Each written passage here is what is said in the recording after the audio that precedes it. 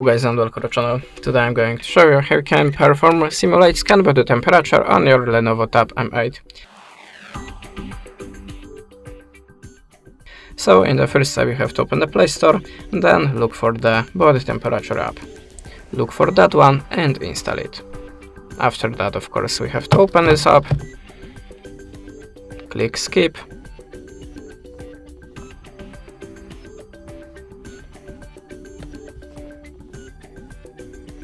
and close the ad. Now tap on the simulation section, and to start the process, hold your finger in this place.